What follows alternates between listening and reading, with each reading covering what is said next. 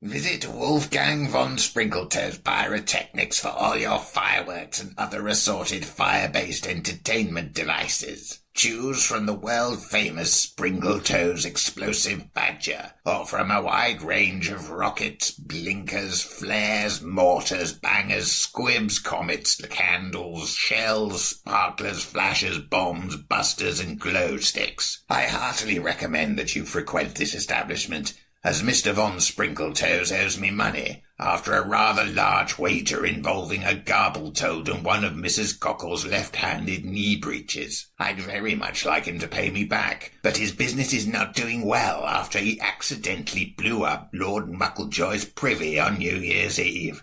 That stuff gets everywhere.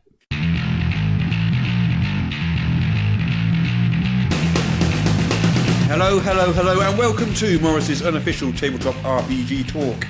I am Morrus, aka Russ, aka Morrus, and with me is my cardboard yet collectible co-host, Peter Coffey from the Southampton Guild of Role Players. Hey Russ, as ever, fantastic to be here. Wait, is it our 26th podcast? I believe it might be. It is. It's our half-year anniversary. Actually, is it our 27th because we had a 0? Yes, this is podcast number 25, and we had a 0, so this makes it our 26th podcast. Are you sure? Yes, because we talked about it last week. I thought podcast number 25 went up last week. I thought that was red then. Oh, so we smashed through I our have absolutely no idea. We've got no idea. We have done a number of podcasts somewhere between 23 and 27, we reckon. Yeah, and if you're new to listening to us, then it's okay to not understand. Neither do we. So, anyway, fantastic. We smashed through the half-year barrier like some kind of mad Dungeons and Dragons RPG bosses. We should probably get on with it then. All right then. Yeah. Do you want to tell me what's caught your eye this week, Peter? Oh, well, there I was minding my business thinking, I probably should have something to catch my eye for this week's podcast, where I have been browsing popular media and saying, oh, yes, that looks interesting. That's RPG related. I can talk about that. When some chap called Ross Morrissey had a Patreon out. And I was like, wait a minute, that's not Ross Morrissey, that's Russ Morrissey, completely different. I've heard he's a complete jerk, that guy. He's the worst. I hate him. Oh, yeah. I have a little picture of him on my dartboard. It's fantastic.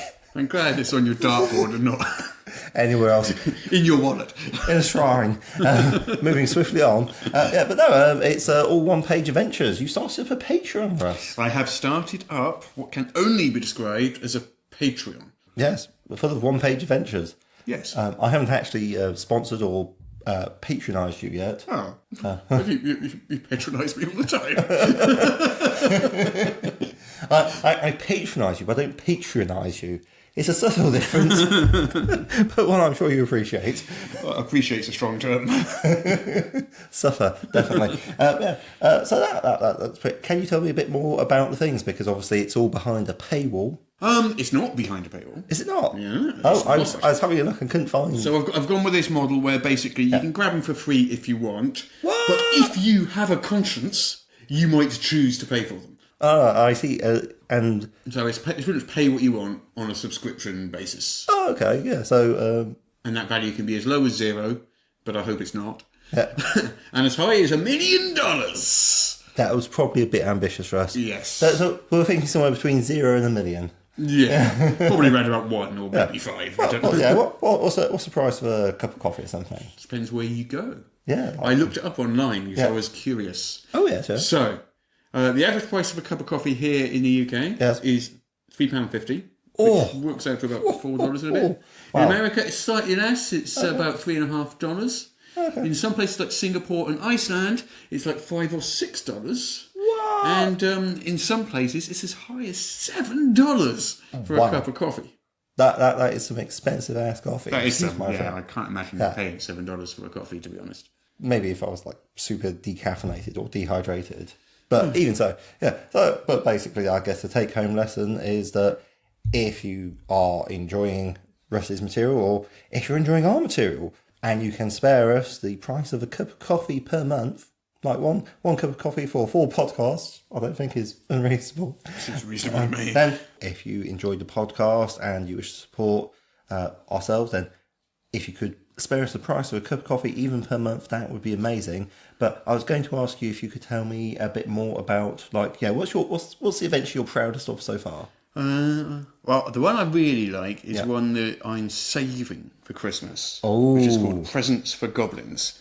And basically, there's this town, and it's Christmas, or like the equivalent of Christmas, in the fantasy world sort of thing. And goblins have raided the town and stolen all the presents. And the adventurers have to go to this abandoned mine, which has all the goblins in it, and they have to basically recover the presents. But it's a bit of a silly, light-hearted adventure. So there's this goblin poison that this goblin alchemist in there has developed, which has silly, wacky effects if you're hit by a goblin weapon or something, or if a goblin were to kiss you, for example, which might happen in that adventure. Remember, kids, don't kiss goblins. And also, like, the bad guy, the Goblin King at the end, tries to escape in a massive hot air balloon full of sort of flammable hot air loaded with all the presents and stuff. So it is a fun, wacky, silly adventure, which I can't wait. And what I've decided to do is I'm going to make it a bonus one. And so basically, anyone who becomes a patron between now and Christmas will get that one for free. Nice. And it's just, if you don't do it before Christmas, then you won't get that one. It's like a little thank you for early adopters sort of thing. Yeah, that sounds nice. But the whole idea is one page. So one A4 sheet or letter size sheet if you're American. Shamelessly stolen from Grant Howitt's one-page RPG idea. To be fair, it's not original to him, but fair enough. Yeah. So it's a single page, an adventure on one page. Everything you need to run it is on that one page. Nice. So basically, for me, it's a real exercise in really, really economic writing. Yes. So rather than describing a farm, for example, in like 2 or 3 paragraphs, I've literally got to say a farm surrounded by flower fields. Absolutely. With some gnome workers in the fields. And that's the description of the thing. Absolutely. It's a bit of a break from the traditional freelancer model of paid by the word. Yes. It's like being paid for every word you don't use. Inverse paid by the word, Especially when you have to include like a map on there. Oh, yeah. Some of them you have to include a map, and that takes up like a quarter of the page just doing that. That's a big part of your budget. Yeah, which makes it harder to do because you've got to be even more succinct if you're including a map. Fantastic! That sounds amazing. I really am quite proud of them. Yeah, actually. There's 2. If you head to the Patreon, this is very self-promoty, isn't it? But if you head on over to the Patreon, there's 2 you can grab right now for free, which are the Business of Emotion and Croaking Sirocco. Nice. Yeah. So the first one, Business of Emotion, is about a town and everyone's falling in love. And everyone's not doing all their work and stuff because they're all busy, renting rooms at the inn. And and what's happened is this gnome farmer has his flower business is failing. Okay.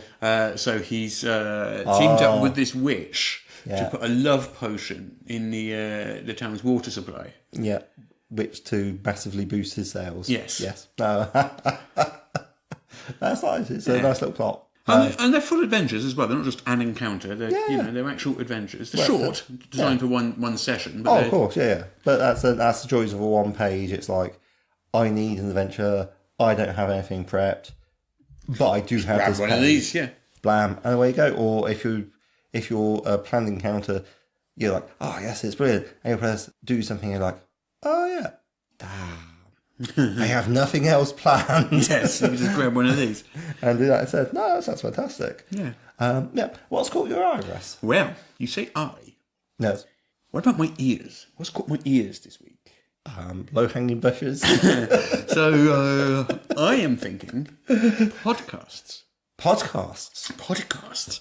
We are doing a podcast. So we are doing a podcast right now. Yes. But I have recently been made aware that there are other people that make podcasts as well. What? And we are not the only ones. What? Great I know. We didn't come up with the idea. I thought, so all those times you've been going away to do stuff, you've actually been on other podcasts. I thought you were just having a nice chat online. Go on. Tell me what I thought would be fun is if we sort of promoted some other awesome podcasts. We should do that. Because I've been on a couple of other people's podcasts. Really enjoyed them. They're really, really good.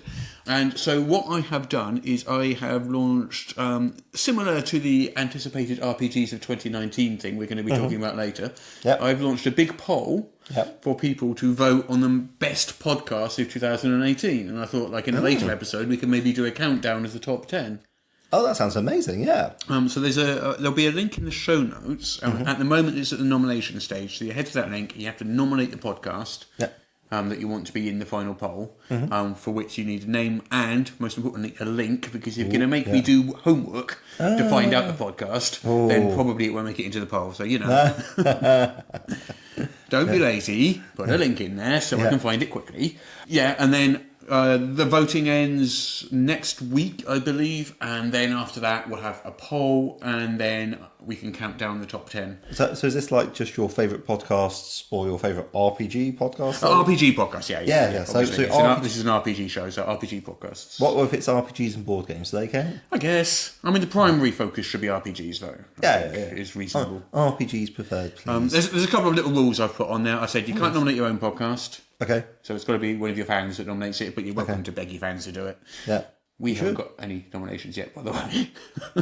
That would be quite embarrassing. So if anyone, I'm not selling Tyler McConnell, but if anyone, like a really long devoted fan, Tyler Lee, you know what I'm saying? If they felt like nominating us, then that would be absolutely fantastic. Anyway, so what was it? The other rule was they have to have done at least 3 episodes in 2018. It seems fair. Yeah, just to say it's going to be like a currently running podcast. Yeah. I mean, brand new is absolutely fine, but it has to be a 2018 podcast. Yes. Yeah. I thought that was a sort of nice little cut off there. Yeah, seems reasonable. So yeah, and then we can have a nice little countdown of all the best podcasts. Ooh, exciting. Although I know what number one's probably going to be. But I won't say now. But I think I know what it is, because I know it's a very, very big, very, very popular podcast with a ridiculous number of listeners. Yeah. And they'll all vote for it, and it will have like 1 million votes, and then the next one on the list will have like 7 votes. Oh, I exaggerate, but well, don't tell them. Anyway. Okay, well that sounds really good. Always having a bit of competition is fun. So I guess. And I thought it's just nice for us to promote a few other podcasts as well. Yeah, absolutely. Spread love. There's a lot of interesting material out there. So some of them will be like actual play examples, and others will be like us talking about podcast news. Yeah, I think basically the restriction is as long as it's tabletop RPG focused, anything goes. Yeah, absolutely. As long as it's on topic. Yeah. Try and be vaguely on topic. Yeah. I mean, I know we never are, but like, it's a real case of do what we say, not as we do. Yes, exactly. So that's what's caught my ears this week. That's what's caught your ears. Podcasts. Okay, so I was wrong about the low-hanging bushes. I haven't got big ears. What are you talking about? Okay, I'm just saying your career as a sprinter was over before it began. Oh, there we. I've had a bit of news. I was doing Adventures League at the weekend. It was quite exciting. That is news. Yeah, it was fun. It was in Southampton. We were at the local board game cafe, Borden City, and enjoying it. Yeah, it's more a personal anecdote than news, isn't it? Yeah, well, yeah. It's not really of interest to anybody else in the world. It's like Peter played some D&D, and it was awesome.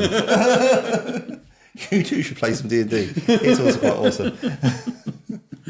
All right, let's do some actual news, shall we? Yeah, although we did have that minor correction to do as well. Well, what was that? Oh, it's because you were saying on the Twitters, which I understand to be like the internet's, but more Twittery. I think it's called the Twitteration is the correct term. Oh, okay, in the Twitterverse.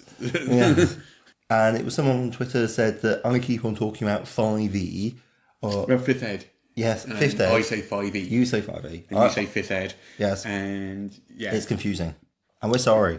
I'm sorry. Yeah, so basically someone who is fairly new to D&D on Twitter mentioned that we don't refer to D&D as D&D. Yes. We call it 5e or 5th Ed. Correct. And they didn't actually realise that we were talking about D&D. Yes. Which I think is fair enough if you're new to D&D and you're not really familiar that there have been previous editions and stuff. And certainly Wizard of the Coast promotes it as just D&D. Yes. Yeah, you know. It's entirely reasonable. Yeah, I think it's our bad for that. We will try and be more careful. Yeah. News, you say? News, actual news. Right then. What, okay. not just personal anecdotes? I'm very disappointed. Oh, you could just do a podcast on personal anecdotes. I mean, we probably have an audience of about one. Oh, but what a listener it'd be. Would it be Django? That'd be me. Oh. Not even Django will listen to your personal anecdotes. Well, I suppose you might listen to it too, so too. I don't know. And also, maybe Jess might. She's quite good at that sort of thing. Anyway, so what have you got? Swords of the Serpentine. Ooh. Pelgrane Press, Yes. who are responsible for the... 13th page. That makes it sound like something bad responsible for. They have bought... the opposite of something bad, which is, I believe, something good. They bought us such fantastic kits as 13th Age, Gumshoe, hashtag feminism, a whole pile of stuff. So the key word here is gumshoe in this particular case. Yes. So Swords of the Serpentine is by Kevin Culp and Emily Dresner. Okay. Kevin Culp wrote Time Watch. Oh, yes. I thought the name was familiar. Culp with a K, yeah. Yes, Culp with a K, as he likes to be known. I have it on good authority that he won't answer to anything but Culp with a K. Well, I heard sometimes it was the K-man he'd go with, but yeah. Not confusing with a small alligator type. Anyway, moving on. What? A Cayman. Just nod, smile and say yes, speaker. Yeah, whatever.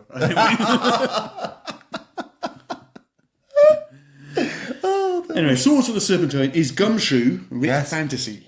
Ooh. And Okay. Pelgrane have just released the cover of it. Yes. And it's gorgeous, and I want to show you this cover. Oh, that's interesting. There it is. Yeah, so what we got is a young lady, I guess, is climbing up a very tall I'm going to call it a very, very tall tower because you can see like a cityscape stretching out beneath with a nice bit of, I'm going to say maybe canal. But yeah, it's looking like a canal to me going on. So I guess it's sort of, they've got a Venetian vibe going on. They're scaling this tower and looks like they're not there yet. And falling off that thing would be a... That picture actually does give me mild vertigo. Which is always the sign of a quality of art's cover. Yes. And so they describe it, it's a sword and sorcery game of investigation, heroism, sly politics, and bloody savagery. Ooh. Set in a fantasy city rife with skullduggery and death. And it uses the Gumshoe investigative role-playing system with a sort of fantasy focus. Nice. It looks awesome. Yeah, absolutely. Yeah. I don't know when it comes out. The release date just says forthcoming at the moment, but I do know of a couple of people who have playtested it, and they say it's great fun. Well, you should ask to speak to Kevin or Emily and see if they fancy coming on. I'm pretty sure Kev would because he's a good friend of mine. So, but that will make it easier to talk to. I will see if he would be willing to pop on the podcast at some point. Oh, that'd be lovely. Thank you. Yes, he's actually been here before. Oh, okay. All the way over from America. Wow. He's been He in sat your in that house. very spot. Wow. I see. Yes, he was sitting on a Kevin Culp warmed. Actually, no, I had a different sofa back then, so I'm lying completely. And this was about 8 years ago. So. Oh, okay. It was a different part of your life. Basically, the sofa that he sat on has now been taken to the tip. I'm not saying the two things were connected, But you're not saying they're unconnected. but they were sequential. Yeah. You remember how earlier we discussed the potential podcast audience size of personal anecdotes of Russ Morrissey? Yeah. So what else is in the news? Oh, Starfinder. Oh, Starfinder. Haven't heard about them for a while. Yeah. They are by they I mean Peso, of course. Yes. Have launched a playtest for 3 new Starfinder classes. Oh, nice. These classes are the Biohacker, Yep. the Warper, and the Vanguard. Interesting. I I like those. Those are good, solid names. Yeah. So basically, there's this book it's a PDF called the Character Operations Manual Playtest. Yes. 28 pages long, and it's available to download for free until January the 16th. Oh, nice. And you can play tester classes up until... Well, you can play tester classes as long as you want, but their playtesting survey period is open until January the 16th. Oh, nice. So the Biohacker is a brilliant super scientist who can analyse their enemies and create injections that can help allies or hinder foes. Oh, okay. I suppose they couldn't call him the life hacker because then there'd be a lot more stuff involving paper cups and used coffee cups. And by paper cups, I meant paper clips. But yeah, we know what we're saying. Well, like a life hack. Like, this one simple trick will save you lots of Oh, problems. God, yes. Those things, yes. Okay. Yeah. The Warper sounds very interesting. Are they some sort of psychic the Witch power? Warper is a charisma-based spellcaster Yes. who pulls from alternate realities to power their magic and alter the environment. Nice. So they just like warp the surroundings, I guess, is the concept there. And the Vanguard is a martial melee fighter who channels the entropic forces of the universe to manipulate their surroundings and bolster themselves and their allies and power their devastating unarmed strikes. So they're sort of like a monk, but right at the front. I guess, yeah. A tanky monk. Tanky, super tanky. I mean, if you're going to call yourself the Vanguard, certain expectations are being set. I guess so, yeah. It does make sense. So 3 official Starfinder classes out there. What's new? Next in the news. Ba, ba, ba. Dun, dun, dun. Next in the news is Yes. Star Wars. Yay! There is a war in the stars. Okay. Apparently multiple wars, because it's plural, Star Wars. You don't have to explain to me what Star Wars is. So Star Wars is about... so there's a new source book for the Star Wars role-playing game. Okay. Star Wars Rise of the Separatists. Okay. Yeah. It's a 144-page book, focuses on the era leading up to the Clone Wars, and it's for the whole sort of Edge of the Empire, Rage of Rebellion, Force and Destiny Okay. trilogy of books. Includes 4 new species, 2 new careers, and 4 new universal specializations. Now it's got a Ewan McGregor in sort of like, I don't know, Clone Wars era Stormtrooper armour, swinging his lightsaber around. Yes. Yeah, absolutely, yeah. It's got a release date of January the 31st, 2019 on Amazon, so it's coming up very soon. Fantasy Flight says it's on the boat, which basically means it's somewhere between the printers and the distributors. Fantastic. Oh, do you remember we talked about GAMA and their problems a while back? The fact that they were completely unable to get any positive coverage whatsoever. So GAMA being the trade organisation for tabletop game manufacturers. Yes. They have finally, their Mike Webb Yes. resigned. Yes. And has been replaced by a guy called Brendan Bell, who's the new director at large. Okay. They've also...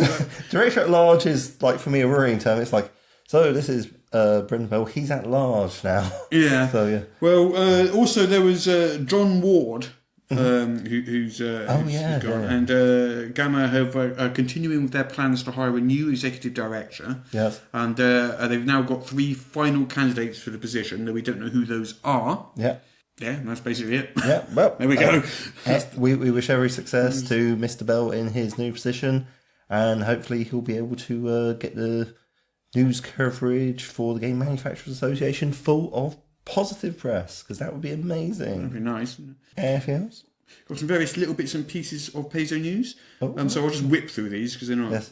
Starfinder Adventure Path number 12, Heart of the Night, would be debuting in late January. Lovely. Pathfinder Adventure Path number 138, Rise of New Thassalon, is also coming in late January. That's Return to Rune Lords, that sequence? Yep. Fantastic. And then we've got the player companion Wilderness Origins is also coming in late January. Ooh, and that's going to be what, a source book? This is, so the player companions are sort of player options and rules for Pathfinder, and this particular one... Have a brief segue. I imagine it's all about sort of rangers and druids and the sort of shenanigans they can get up to, and probably survival, foraging mechanics, all that jazz. So it is Primal Powered Heroes, new options for the Shifter, as well as for the Leshy, Gathleen and Goran. There's also a Wildflower Witch, whatever that is. Sounds interesting. Yeah, so it's new character creation options and things for wilderness-based characters. Nice. Yeah. I'm sure that'll be very exciting. Yes. I'm sure it'll be extremely exciting. Woo. Yes. Right. Also from Pathfinder, there's the Ultimate Campaign. Oh, yes. Which is an older sort of core rulebook-sized book for them. They come out with these pocket editions of older core rulebooks quite often, which is I think we mentioned them last week, the digest-sized Yes. Your fondness for digest size or ludicrously oversized books is well known. Yes. So in January 2019, Ultimate Campaign will be appearing in a pocket edition. Yeah.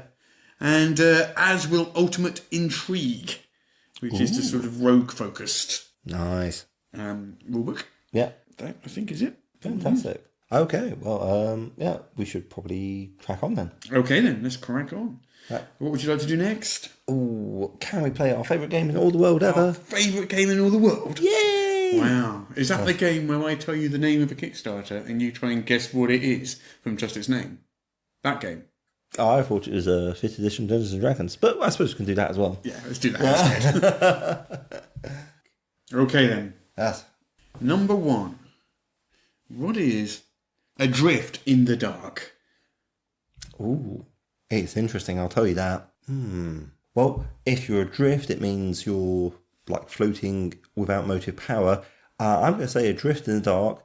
I'm hoping it's sort of space horror, survival, adventure sort of jazz, and is like some sort of story generating device for that. Like, I don't think it's going to be a proper system. Might be Powered by the Apocalypse or some of the storytelling thing, but it sounds like it's full of adventure seeds, so you can like tell tales of space horror.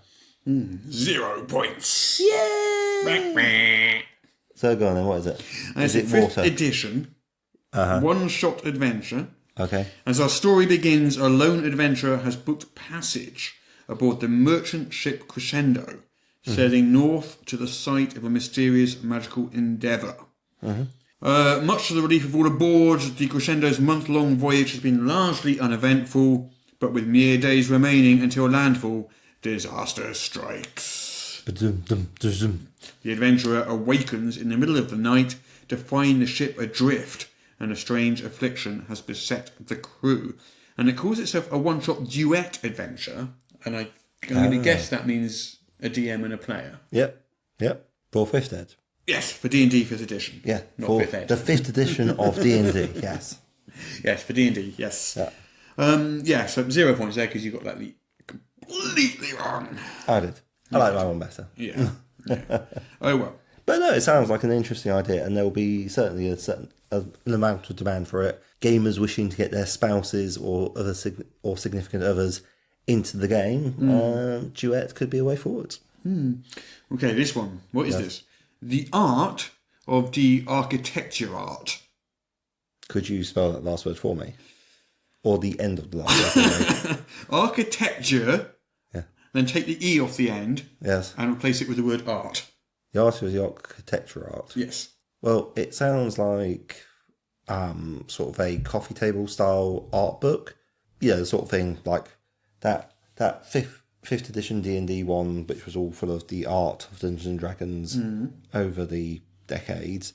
So it sounds a bit like that. The architecture art is a word that I do not really know. Like architecture, it's going to be full of buildings. I think it's their own word. Yeah, okay. I'm good. I'm pretty.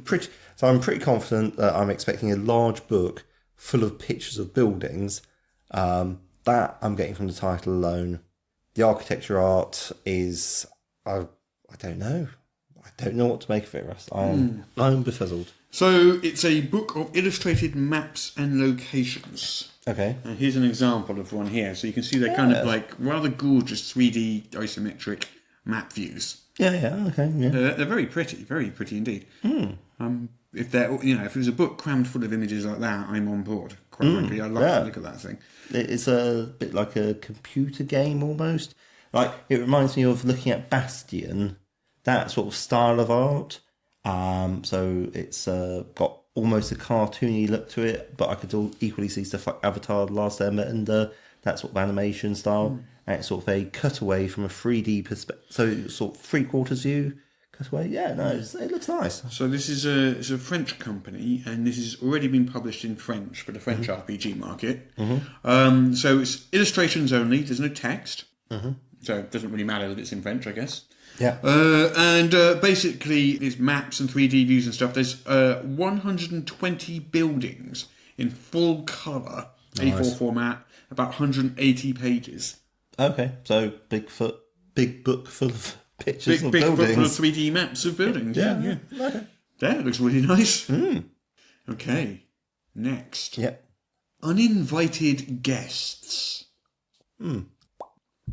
Again, I would say if someone is uninvited, are they your guest? no, you're an intruder. You're a trespasser. Get out of my house. Yeah. So I'm immediately flipping again over to horror, possibly because of the collocation with vampires that you would have to invite into your house.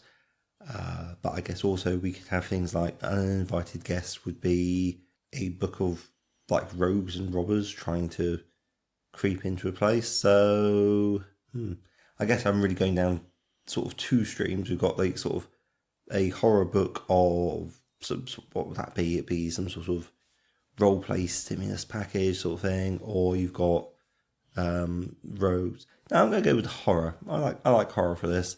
You've got I don't know, standard horror stuff: vampires, werewolves, boogeymen, small elves turning and wrecking your stuff, all that sort of jazz. It's a book about that. Nope. Okay. 0 points yet again. Woo! Wow. If you get 0 points a third time, Yeah. you realise a black hole will form and destroy the world. Oh, I thought The math says it. I've run it through the spreadsheet. The math says it. If you do it again, that's the end of the world. Oh, okay. So I guess what we should do is I should be asking you the questions about the Kickstarters. No, because that would cause some kind of feedback loop that would be even worse. Okay. Yeah. Anyway, So- uninvited guests. Yeah. Well, there's a little twist, actually. Oh, okay. Uninvited guests, names subject to change. Because apparently the name Uninvited Guest emerged as an Adventurers League product during the Storm King's Thunder season. Oh, Which is okay. quite a while back, actually. So Yeah. I thought you'd have noticed that at the time. But Yeah. so the title has to change. So they thought they might do. So it's Fifth Ed. It is a D&D 5th edition and Pathfinder adventure. Ooh. It's a one-shot social adventure. Okay.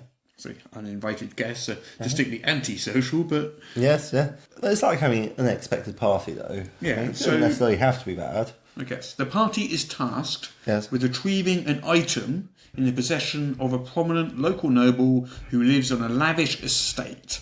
Okay. The item has to be retrieved today. That's a problem because tonight is the night of the noble's yearly gala, where he invites all the nobles of the big city to one big party.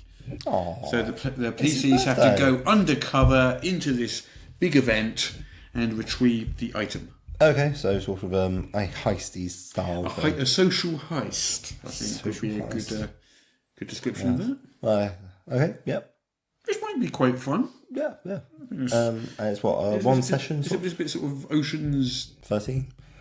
one of the oceans things. Yes. Anyway, shall we crack on with the Do you game? want to do one more then? Yes, let's do Shall we one do more. one more? Okay. Okay. Destroy the planet. Well, we're not going to do Adventure Omnibus because that's really, really obvious. I think Dragon D20 dice sound quite obvious too. Okay. These are things that are just the title is what they are.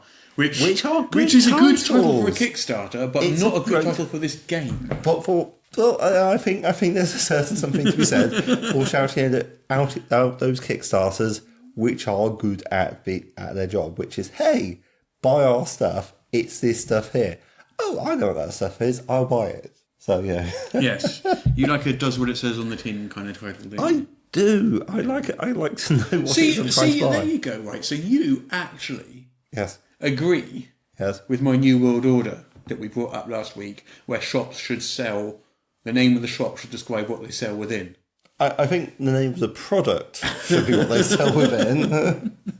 I think I sort of quite disagree with you on the next part. Well, it seems that it aligns closely with your views on Kickstarter titles. I cannot deny that my views are on alignment on that fact. Yes. Anyway, Like right. the giant book of battle mats, I know exactly what I'm getting there. I must say, it's giant. It's a And just in book case for you battle weren't mats. sure, also on the cover, it describes itself. 62 pages of battle maps for tabletop RPGs. I cannot fault it. It's bang on the money. Yeah, there. All right, last one. There's the last one. Okay. Mythic Mania 2. 2. Well, I was actually looking the other day at the Mythic engine, which is a GM-less response generating thing. So if it's the Mythic engine, then that would be quite good because that's all GME and so forth. And what that does is you ask questions and then you roll dice according to what tables you have, and stuff falls out in a various amounts of chaos. So Mythic Mania 2 would hopefully be, if it's a Kickstarter, then it's a product that's designed to support that and would be ways to make the Mythic engine more exciting. Is it black hole time? Yeah, pardon my language, but the world is about to end because Peter has scored 0 points again. A black hole is forming. It's all over. I'm so sorry, world. I'm so sorry, listeners. It is our fault, and by our fault, I mean Peter's fault, that the world is now coming to an end. Nothing I can do about it. I personally would have asked me one of the easy ones, but your way also worked. Right up until it didn't. Would you like to know what it actually is? Go on then. Are you sure? No, not really. Let's move on. Right. So it's for Pathfinder. Oh, okay. About 5 years ago, Pathfinder released the Mythic Rules core book. Okay. For like super high level epic-y stuff. Sort of the post-20 world sort of jazz. Which it had a mixed reception, as I recall. Okay. It's not a universally loved book. However, so 5 years ago, did you say? Yeah. 5 years ago, I was playing 4th edition D&D very infrequently. Like I got maybe 4 games in. I was mostly playing Savage Worlds. I might also have been playing some Exalted 3rd edition. But you know what I wasn't playing? I wasn't playing Pathfinder. Well. And now I know. Anyway, so a group of small companies, Legendary Games, Yep. Kobold Press, Rogue Genius Games, and Dreamsguard Press, Yep. who are some of the sort of core third-party Pathfinder producers. They teamed up and they created 3 books: the Mythic Heroes Handbook, the Mythic Monster Manual, and the Mythic Spell Compendium, which was like 900 pages of Pathfinder material, which were designed to complement that, that Mythic rulebook that Paizo itself brought out. Mythic Mania 2. This time round, is 2 books rather than 3. Yep. And it incorporates Mythic material, and by Mythic, obviously, we mean that tier, for various of Paizo's hardbacks, including the Advanced Class Guide, the Forest Kingdom Campaign Compendium, Horror Adventures, Occult Adventures, Ultimate Intrigue, Ultimate Wilderness. Paizo's released an awful lot of books in the last 10 years. Really? As well as potentially adding in more material from Adventurer's Guide, Monster Codex, Planar Adventures, Villain Codex, Book of the Damned, Pirate Campaign Compendium, and more. It sounds like an absolute whopper of a book. If you're a Pathfinder player and you like your mythic adventures, I think it's... If you're at the high end, it's 2 books. It's well worth checking out, I think. Fantastic. Right. Especially since Pathfinder is coming to an end. That's very true. Yeah. Well, I think it will still be supported on an ongoing basis, like in terms of having an SRD out there. Yeah, it just depends on how much actual material will still be coming up, or whether third parties... I imagine some third parties will continue to support it. I can't imagine Paizo just dumping Pathfinder. Anyway, that's it. That's the end of our favourite game in all the world. This week you have scored 0 points. Woo-hoo. The world has come to the end. Black hole has formed. You don't actually need a large hadron collider. All we need is you and this game. Yeah, fortunately, it's a very, very small black hole to reflect the importance of the score. And thus, it's almost immediately evaporated into a naked singularity. Phew. So things are super weird at the quantum level right now. I really thought I was going to die. But you got better. I got better. Yeah. I got better.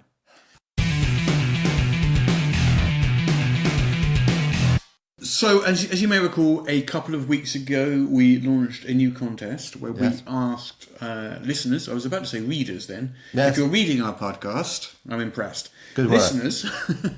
But we have had already one fantastic entry, which was loads of fun last week. So last week we featured Tyler McConnell's wonderful entry, which we enacted to the best of our ability. I hope Tyler enjoyed that. Yep. We enjoyed doing it. Yes. But that wasn't the only entry we got. What? We got more than one entry. So we can do another one this week. So this one is from Shane Stacks. And Shane is the host of the Shane Plays podcast, which I've been on, by the way. Oh, okay. Twice, in fact. Was that the one where they gave you a Kickstarter to guess and you couldn't remember what the name was, even though you just did it with me? Yes, that's the one, yes. Yeah. So that podcast upon which I humiliated myself. So I've decided I will never tell anyone about it ever. Yes, we'll keep that one secret. Failed again. Yeah.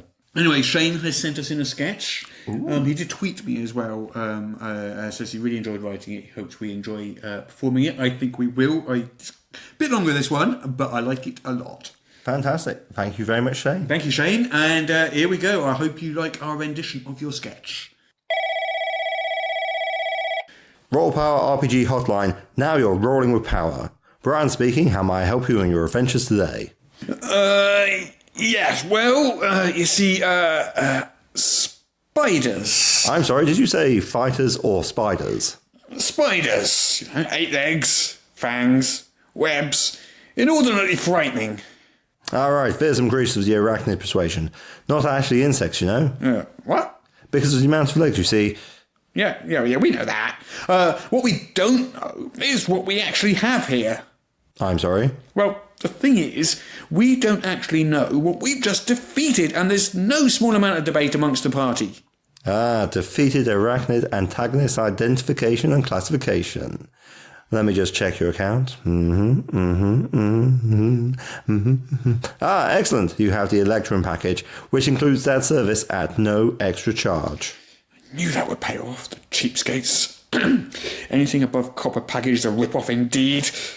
Indeed, sir. Now, tell me more if you don't mind.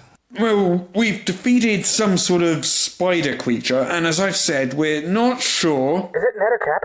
Listen, I told you it's not an ettercap, but just to shut your annoying pie hole... There's no chance it's an ettercap, is there? Is this a sort of humanoid spider hybrid? No. Definitely 100% spider in shape and form. Not an ettercap, then? Or as some say it, an ettercop? Well, there's some dispute as to what they are. Most scholars agree an ettercap is... It's not an ettercap. Now, will you shut up about it?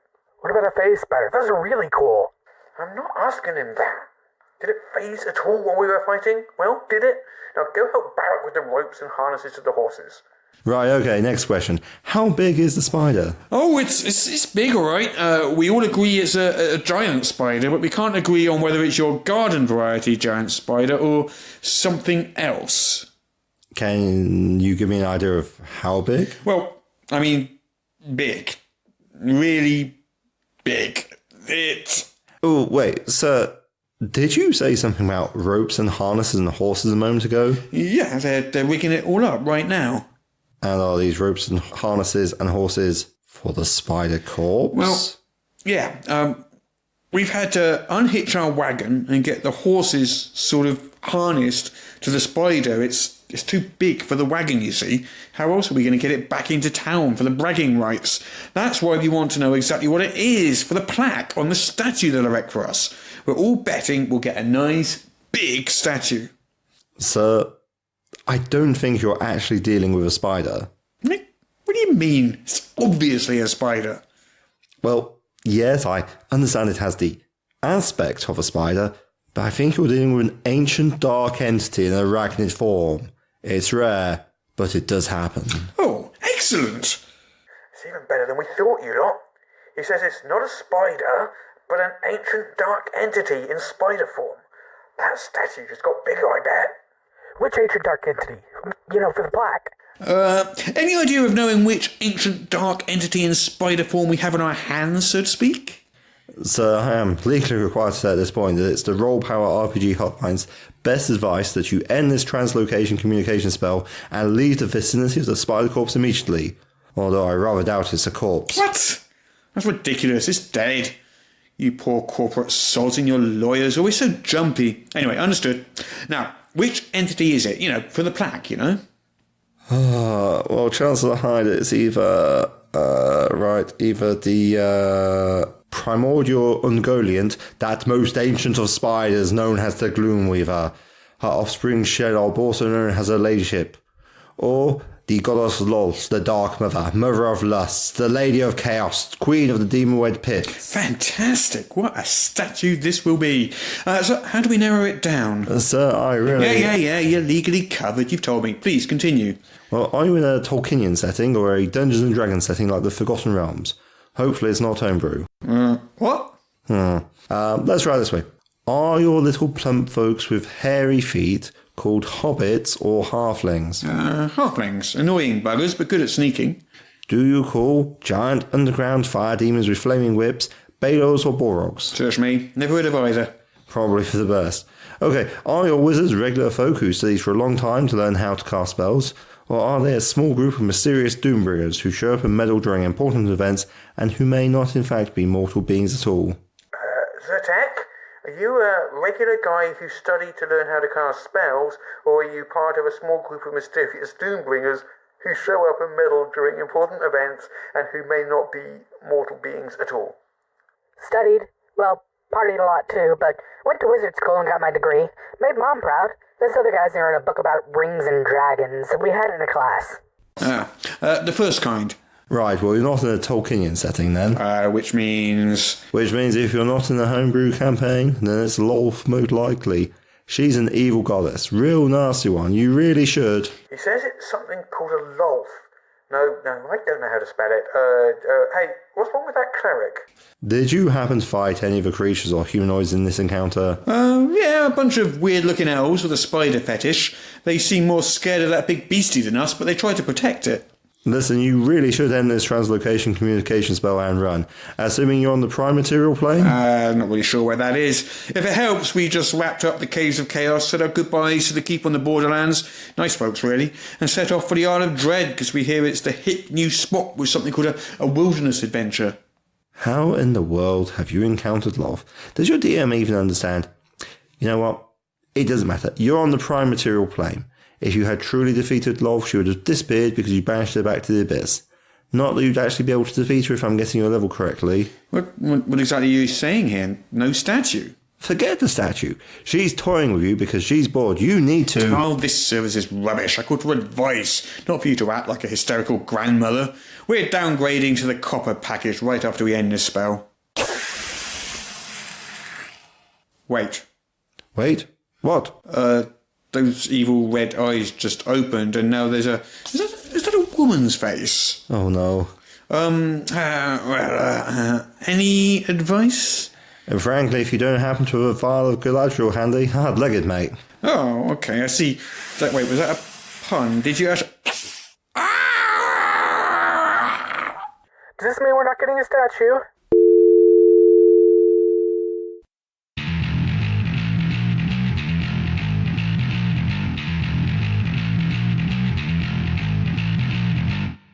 This week's topic is the 10 most anticipated tabletop RPGs of 2019. Wow. And so, as we've mentioned in previous podcasts, we've been holding a big poll. Yes. You've got thousands of votes. Yes. Voting on over 60 nominated products. Over 60. That's a lot of hotly anticipated Kickstarters coming out. We need to find out who's made the final cut. Kickstarters. Not just products that are Kickstarters. coming out in 2019. Yeah, it's a hotly contested set of products that are coming out in 2019. There's been some Kickstarters, there's some more established products, but it's definitely looking like it's going to be a big So the day. rules essentially were as follows. It has to have a release date of 2019. Yep. It has to be a standalone tabletop RPG, so it can't be a setting or an adventure or Absolutely. an accessory. It has to be an RPG in itself. Those are basically the rules. Yeah. So from those 60, we've got a top 10. Ooh. The 10 most anticipated RPG products of 2019. Yeah. So previous winners. Yes. So in 2013, it was 13th Age. God, I love that game. In 2015, it was Star Wars Force and Destiny. Solid choice. We didn't do it in 2014 because I did it in 2013 Yes. as a one-off. Yes. I didn't really intend it to be an ongoing series. Oh, okay. And then 2 years later, in 2015, I thought I'll do it again. And then just kept doing it each year after that. So that would have been 2014. I am absolutely certain if we had done it that year, it would have been D&D 5th edition. Because that was the year That was the year it came out. There'd be no chance that would not have been the winner. No, I think you're there. Yeah. So, I mean, we could give it an honourable win in there. But anyway, so, yes, 2013 was 13th Age. 2015, Star Wars Force and Destiny. Yeah. 2016 was Rifts for Savage Worlds. Never played it, heard a lot of good things about 2017 was the Trodvang Chronicles. it. I have no idea what that is. Swedish Awesome. game. Yeah. And 2018, last year, was Vampire the Masquerade 5th Edition. Hotly anticipated. And so now we're looking at the most anticipated game of 2019. Absolutely. Shall we start? I think we should. Number 10. Oh, I think this is one I'm probably less well qualified to talk about. It's Judge Dredd and the Worlds of 2000 AD. I am super pleased about this. You should be. How on earth did this get in? I'm going to say fix. I will be slightly transparent about this. It wasn't number 12. And I will say that there were two other products before it. However, they did get disqualified for legitimate reasons. Oh, yes. Yeah. So they were Warhammer Wrath and Glory. Which is amazing. But turns out it's already out. Yeah, that's on Drive-Thru RPG. Therefore, doesn't qualify 2019. The other was DCC Lankmar. And it turns out that is a setting for the DCC RPG. It's not a standalone game. So being fully transparent on that, Judge Dredd squeezed in at number 10. Woohoo! So that, it wasn't number 12. But so, number 10. Exciting stuff. Yeah, I don't really know what to say about this because I've spoken about it so much over the last few months. Obviously, everybody who listens probably knows that I had a big Kickstarter. Judge Dredd did extremely well. Super happy with it. Can't wait till it appears in the stores next year. Funded in 9 minutes, made around about 148,000, close enough to 149 on a $7,500. Yeah, £149,000 on a £7,500 goal. So that was, what did you say, 200,000? Approaching, yeah. Yeah. Varies every day. I mean, but if you're looking at it that way, it was just over 2,000 backers who said, you know what I need in my life? I need more Judge Dredd RPG. Super. Oh, thank you everyone for voting Judge Dredd in there. I am super happy about that. Absolutely. So number 9. Ooh, Things from the Flood. So we've mentioned this also before on the podcast, but Tales from the Loop. Yes. There was this gorgeous game from Swedish publisher Fria Ligan, or Free League, as that translates to. Good to know. That essentially was basically sort of kids. You couldn't die in that game, as I recall. It was essentially sort of riffing off a Stranger Things RPG vibe. And the things that really sold it and got people's blood fizzing with anticipation was the absolutely stonkingly gorgeous artwork, which compiled 1980s scenes of like the countryside and so forth. But with alien machinery and stuff. Yeah. Alien archaeotech almost, like just these vast, incomprehensible things, just like lying there in the middle of the thing with small children playing on them, because that's what happens when you dump that there. Kids will go play on it, yeah? So this isn't Tales from the Loop, of course. This is Things from the Flood. Right. Which is kind of a sequel, but it's still a standalone game. And it is legitimately not a setting book. It's actually its own game as well. Yeah. So this is a bit darker. So instead of playing kids, you play teens, which I don't know are kids, but anyway. You play older kids. Yes. In the 1990s instead of the 80s. The stakes are a bit higher, and you can actually die in this one, which you couldn't do in the previous game. Absolutely. But it's still more and more and more of the same artwork. And the artwork, let me just open that up because I've forgotten his name. But yes. So this is all inspired by the artwork of Simon Stalenhag. Yes, Simon Stalenhag. That's who produces these art books with all this gorgeous, gorgeous, gorgeous stuff. And so Free League sort of based the game on that artwork. Yeah. Interesting, there's also, I believe, a TV show coming. Yeah. Also based on the artwork, not based on the game. So. Okay, yeah. I imagine there'll be some similarities and cross-compatibility. And that made, 4.3 million Swedish krona on a goal of 100,000 Swedish krona. So that's like some 43 times the original goal that they had planned in, with 5,800 backers. Very impressive.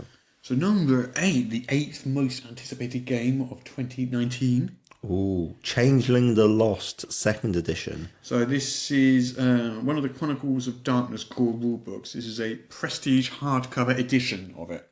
Absolutely. Changeling, for those unfamiliar with the World of Darkness, concerns the fairy court who have taken a person, has a small child, and stolen them away to the lands of fairy. And I'm not 100% sure. Is this the version where the people are returned and are busy trying to avoid being kidnapped, or where are we? I must admit, of all the World of Darkness properties, or the Chronicles of Darkness properties, this is one I'm least familiar with. Changing the Lost, there will be dragons, and there will be sirens, and there will be all the armies of your world sent to bring you back. But you will slay them, shun them, stand on the battlements of your fortress, so they break against your walls of thorn and iron. You will be free. Yeah, so that's basically what it is. Fairies stole you, you've escaped, and now they're trying to bring you back, and that sounds like an interesting game indeed. Never played it myself, but it sounds very promising. Well, I thought I'd mention it was £130,000 on a £40,000 goal, which was pretty good, with 2,500 backers. So number 7. Number 7. Mm-hmm. Oh, a personal favourite of mine. Didn't see it to back it. Probably would have. Big fan of Edgar Riceburow's work. It's Edgar. Silence you. You were criticising my ability to pronounce people's names. He's dead. Edgar Rice Burroughs, John Carter of Mars, Princess Daejephorus of Helium, the whole 9 yards, using Modiphius's in-house 2D20 system. That's the same system that powers Conan, powers Star Trek, powers a whole lot of their games. Oh, yeah. It's a very much a roll-under sort of game, brought to us by Chris Birch from Modiphius. I understand that the PDF fulfillments are out now, so if you've been waiting for that, that will be very exciting for you. Ventures on the Dying World of Barsoom. How much did they make? Can we tell? Oh, wow. They had about 2,100 backers and made £228,000 on a £20,000 goal. It's interesting, Modiphius's Kickstarters always seem fairly constant. They always hit pretty much that level. Every single one of them. It's like they're always in the sort of 250,000 sort of region. It's very consistent indeed. Consistently hitting £250,000. Yeah, absolutely. Yeah. £250,000 is like something outrageous in dollars. So very, very well played to Modiphius, they're based out of London, UK. So good work, Modiphius. Yeah. They also own Dragon Meat. Oh, okay. So of course, this is a science fantasy RPG planetary romance based on the worlds of Edgar Rice Burroughs. Yes. So we move on to number 6. Number 6. Because we've got Modiphius again. Oh, of course, with the Dune RPG, which I actually shout out has one of my personal most anticipated RPGs, something that caught my eye earlier in the year. Did you vote for it? No, I didn't. So you might have got a number 5 if you had. But you didn't. Never mind. I'm not that fast. So number 6, partnering with Gale Force 9. Yes, that's right. So Gale Force 9 has got this sort of big license for all these Frank Herbert properties. Okay. And so they're sort of sub-licensing out various bits of it now to different companies, and it's a multi-year deal. They teamed up with Modiphius for the Dune RPG. Nice. So there's very little information about this. Do you want sandworms? That's how you get sandworms. Yeah. I mean, it was announced back in August. It's got a release date of late 2019. Oof. Other than that, there's almost nothing to know about. The last Dune RPG was back in 2000. Yes. It was Last Unicorn and Wizard of the Coast produced that one. Oh, goodness. Did you ever play that? No, I never even heard of there being a game to play. Okay.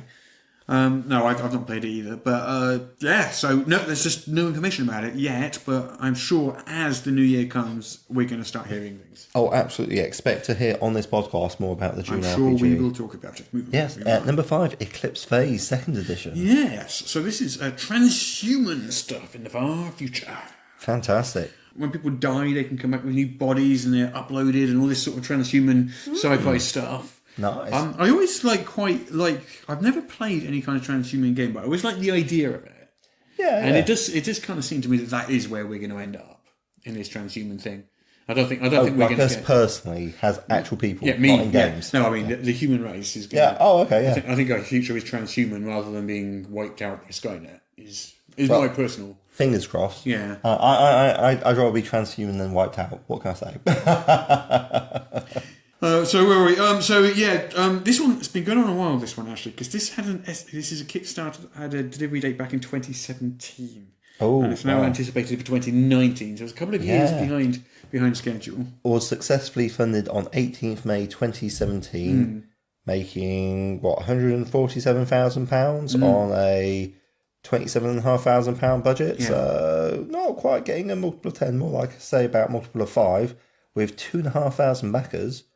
And for our US, that's $187,000 Well, I've of a heard $35,000. it's a wonderful game, and if you do like your far future stuff, to be less Star Wars and less Star Trek, Oh, and absolutely. more sort of slightly harder sci-fi, transhuman stuff, that's the way to go. Oh, absolutely. And the artwork in it is absolutely phenomenal. That's one thing that's always stood out to me about the Eclipse Space stuff, because whenever you see stuff about it, the artwork is gorgeous. Fantastic. I personally would be very interested to see that, and that's coming out from Post-Human Studios, eh? Nice. Should we do number 4? Oh. The fourth most anticipated RPG of 2019 is... Well, it was funded in 1 hour. It's science fiction, and it's based off the works of James S.A. Corey, and is out from Green Ronin. It is The Expanse. The Expanse! Oh, if you might have seen it on Netflix, you might have read the books. I read the books. They're very good. I've read 2 of the books, and I've watched all of the Netflix stuff that's been shown over here. In the US, apparently, they're a season ahead of us on that. Oh, really? Yeah, which I think is desperately unfair. Well, such is life. It's got Belters, Martians, Earthers, struggling for resources, and alien powers are stirring. Yes, yeah. I mean, the series is fantastic. Yes. Absolutely love it. I was a backer of that one. Can't wait to see it. No, absolutely. Of a $30,000 goal, they made $402,000. Very well. That is what 0.4 million off like $30,000. That's a hell of a success. This is powered by Green Ronin's adventure game engine. Not one I'm personally familiar with myself. It powered sort of Fantasy Age. It started off with Dragon Age. Their game Dragon Age, and then they kind of took the Age bit and made Fantasy Age, which is kind of a generic engine, and then they did Modern Age and Future Age. Okay. So this is an iteration of the Future Age engine? Yeah. Okay, fantastic. Essentially. Yeah, I will have to have a look at the core mechanics of that sometime. Their model is almost identical to my what's all his new one. Like, not deliberately so. I haven't copied them, I promise. But and their stuff did predate mine a little bit, I think. But it's a D6 dice ball. Well, I don't know. No, I mean in the sense that you've got 3 core rule books, one for each era, right. and then you get a licensed one. Yeah. So they've got Fantasy Age, Modern Age, Future Age. And then the Expanse, and I had old, now, new, and then just tried. It does sound like great minds are thinking alike. Yeah. So, should we move on to number 3? Oh, number 3. Number 3. Over 25 years old, first published in 1993 in Italy. I am not over 25 years old, and I was not published in Italy. Well, we're not talking about you. Oh, damn it, you were looking at me. It's traditional to look at people when you're speaking to them, Russ. It's nothing we call social skills. But anyway, we've got Romans, we've got mythology, we've got monsters, and more clashing in an RPG setting. What, 5th century AD? Yeah, it's like this alternate timeline where Rome never fell. Interesting stuff. And so this game, originally published in Italy, 1993. Yeah. They this year brought to the English market via Kickstarter Lex Arcana, which is how it got featured on this show. Yeah, we did bring that up, didn't we? Yeah, absolutely. The Law of the Wizard. I don't know very much about it apart from what we've heard on the Kickstarter, but it's very hotly anticipated, and I, for one, will be interested to see if anyone actually brings it to my club so I can actually play it. And it is the 3rd most anticipated game of 2019. Which has got some hot competition. Yeah. Of a €20,000 goal, they may... Well, let's do it in pounds. They wanted to make about £18,000, and they actually made $140,000. Wow. So that was about a 7 times multiple of 1,600 backers. Awesome. So these people spent a lot of money to bring this game to life, and fair enough. Funded on 18th of October 2018, so they've got a bit of time in hand. It's time for the big ones now. Oh, these are ones. I will reveal that in the poll. Yes. The gap between number 3 and number 2 was enormous. There were a couple which were right up there. And I think most people can probably guess what number 2 and number 1 were, but probably not what order they're in. Are we talking 10s or 20s, or are we talking more hundreds? No, hundreds, but most of the things had hundreds. So okay, like the gap, Russ. Yeah. So I can't remember the exact numbers, but sort of say number 3 probably had something around 700 or 800. Okay, yeah. And then number 2 probably had around 1500 sort of thing. Woo. Wow. It was that much of a difference. Yeah. In a surprise entry, it's currently in public playtest now, slated for release at Gen Con 2019. It is Pathfinder 2nd Edition. In at number 2, the second most anticipated RPG of 2019. Oh, absolutely. This is going to be big, and I don't know, it might even temporarily eclipse 5th edition of Dungeons and Dragons. I have no idea. Probably not. It certainly needs no introduction. I'm sure everybody knows what Pathfinder is. And if you don't, it's basically a version of this is Pathfinder 2nd edition, so it's like you had Dungeons and Dragons 3.5, and now you've got Pathfinder. Wow, it's a lot of history behind this. Yeah, I mean, I always think that whereas D&D 5th edition went more simple. Yes. Pathfinder, I think, is kind of now pitching itself as the advanced, more complex. Advanced is the wrong word. Complex. Crunchy, yeah. I love the word crunchy to describe RPGs. Yeah. There's something very satisfying about crunching those numbers. Yeah. I mean, as you know, on Thursday nights, I've been playing through it in my Thursday night group. Oh, yeah. And, I mean, there are things about it we love. There are things about it we're not so keen on. We were aware it's a playtest. Yeah. We're a bit behind on the playtests because various things interrupted the schedule and we just fell behind. Real life, the bane of role-playing games everywhere. Yeah, so we're only sort of like halfway through the playtest series of adventures, whereas I think they pretty much finished them on a sort of official scale. Yeah, I mean, there are things that I absolutely love. Like, I love the fact that I love the new action economy with its 3 actions. It works really well. I love the fact that what were once static actions, like having a shield, are now physical actions, like I'm going to spend an action raising my shield. Yeah. And things like that. I love all that because it makes it feel like your shield is a thing you've got. Absolutely. Rather than just... It's not just like a line on your character sheet. It's a physical object you can interact with. I'm hoping there are rules for just saying, no, I don't like that bloke over there. I'm just going to whack him with my shield. Knock him off balance and stab him when he falls over. Absolutely. There's lots of things we're loving about it. There are, it's going to be interesting to see what the final iteration ends up looking like, because I know there have been quite a lot of updates to the playtest over the past few months, and I imagine there'll be considerably more updates before they go to print. That's the whole point of the playtest. So it's going to be interesting to see what stays in, what gets changed. Yeah. So many things got changed. Like death and dying rules got changed, and the resonance rules, which is like how many times you use magic items, that got changed, and loads, and there were some big sweeping changes that they've been getting a lot of feedback, and they've been taking it on board, and they've been acting on it, and that's really exciting. It's nice. Which basically is what a playtest is for. So absolutely, yeah. So, Russ, we're coming up onto number 1. Oh, number 1. So, shall we reveal what the most anticipated tabletop RPG of 2019 is? Or, alternatively, should we just keep it secret and just end the podcast now? I'm thinking. No, I can't keep it secret, you monster. We can't do this to our listeners. No, it's had an Explorer edition, it's had a Deluxe edition, and now we've got an Adventure edition. It's had like 20 billion different editions, hasn't it? Oh, no, it's had those main 3, but because it's like so popular and got so many third-party developers, there's like, I don't know, 40-odd settings. It's very, very ubiquitous, and you can definitely see it at cons. A break from the usual D20 systems. I personally really enjoyed running this game out. Whilst I find it a bit heartbreaking in the original things, I'm going back for one more shot. Just one more shot. Very recently kickstarted. Very recently. $500,000. Yeah. 15-year-old game. New edition of... Do you want to reveal the name of the new game? It's Savage Worlds Adventure Edition. It is Savage Worlds Adventure Edition. So it was a close contest between that and Pathfinder 2. Gotta admit, sure. It was, neck and neck. It was neck and neck. So what we got here is a hardcover 208-page book. Oh, whopper.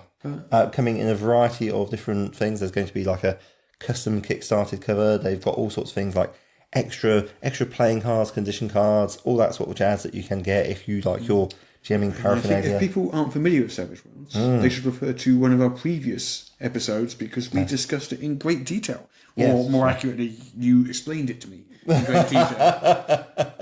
Hey, your eyes glazed over, so I figured I might as well finish my Just story. keep talking. What can I say? I'm very passionate Just about keep this. talking till he wakes up, yes. Yeah, very much. Funded on 15th November. They had something like 5,300 backers or thereabouts, and made on a $15,000 goal over $500,000 US. Amazing. Wow, that is like versus 11.8 thousand pounds. They made 411,000. So Savage World joins 13th Age, Star Wars, Rifts, Trollbank and Vampire as a winner of the annual Most Anticipated RPG of the following year. Yeah, and certainly I think there must be some special club for an RPG product to crack the $500,000 mark. Absolutely. That's a hell of a thing to have done. Yeah, absolutely.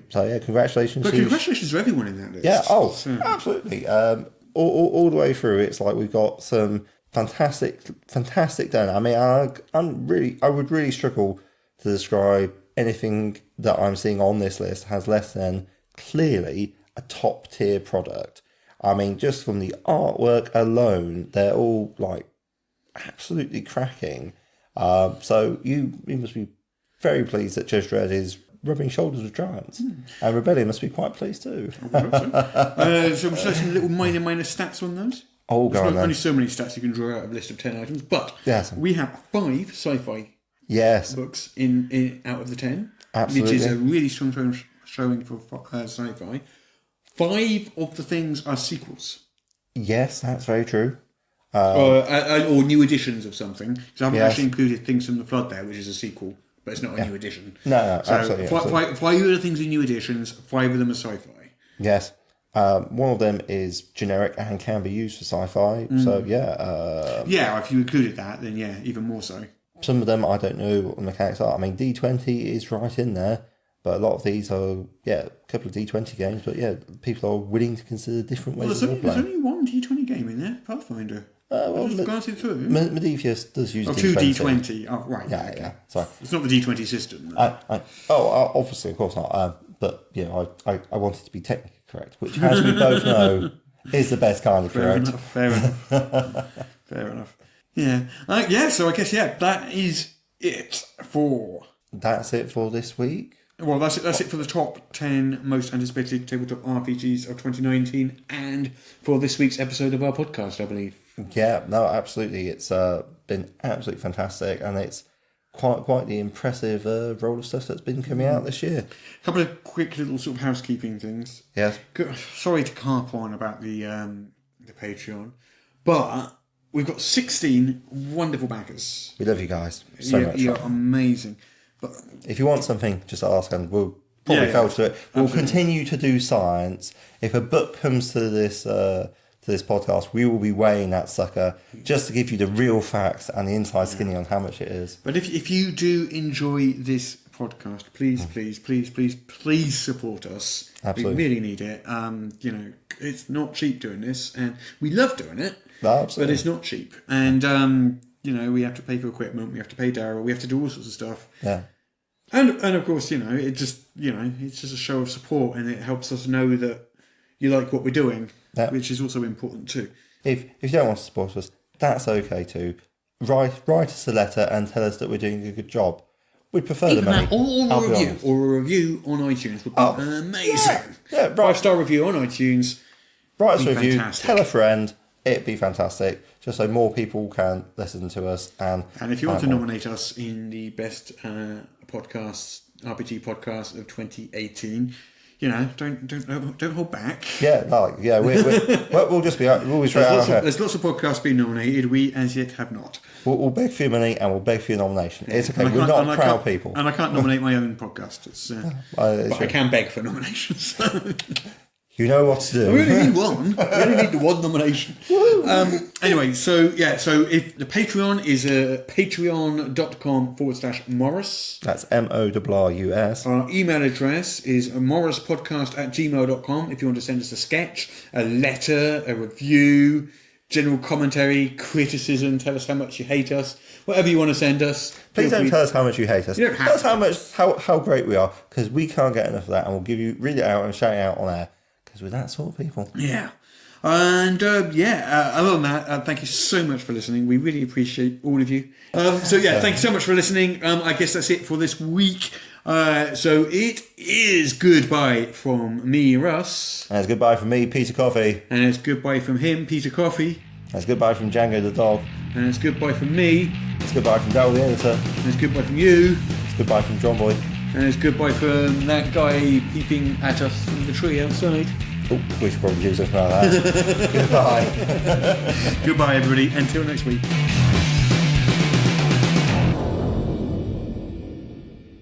What? Oh, is it over? I was taking a nap because they were so boring. I think I'll probably torture Russ a bit this evening, just to amuse myself. Maybe the rack. I'm sure I'd enjoy stretching him out a bit until his bones crack. Maybe it'll improve his terrible posture.